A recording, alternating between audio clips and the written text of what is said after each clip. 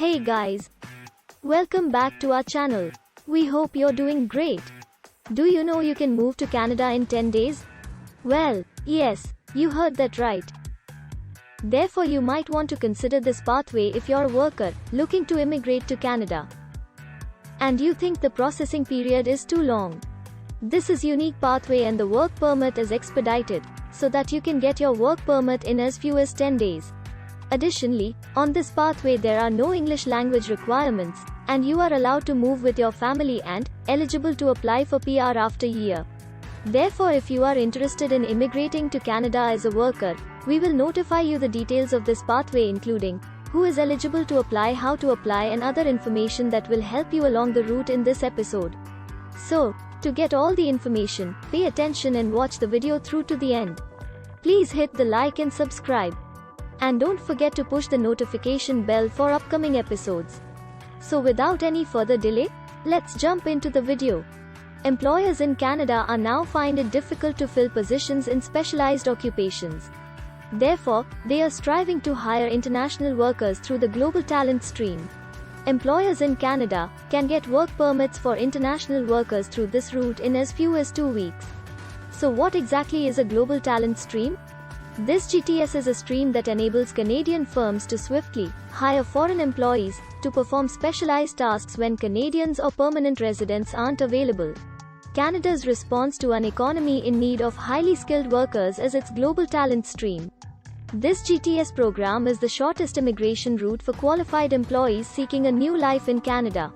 Since Canada hopes to process work permit applications submitted under the program in only 2 weeks.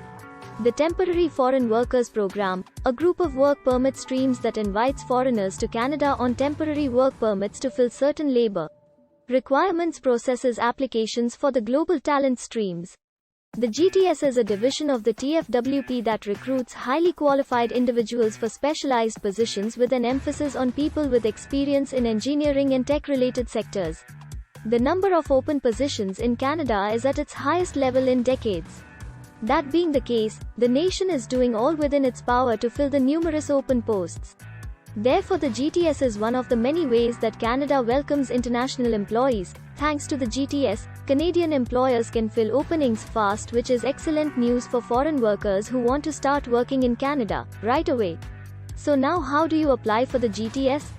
Therefore, if you are a foreign worker, you must evaluate your talent and determine whether you are eligible for this pathway. You should be aware that you cannot immediately apply to the GTS. Only Canadian firms are eligible to apply for the GTS, which allows them to be designated and get labor market impact analyses. So they may hire workers from outside. Therefore, the first thing you must do is determine if you meet the requirements for highly trained workers in categories A and B. The authorized partner referral for this category is Category A.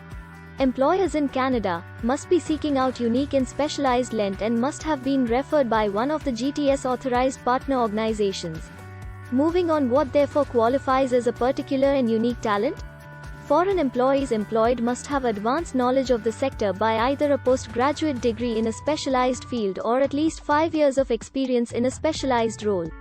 They must also be paid a minimum of 80,000 Canadian dollars per year or greater. If there isn't a wage for the position that is higher, the Canadian employer must consult one of the approved partners to obtain a designated referral owner to vouch for the overseas applicants after they have found them. There is a list of partners that have been chosen for this GTS stream.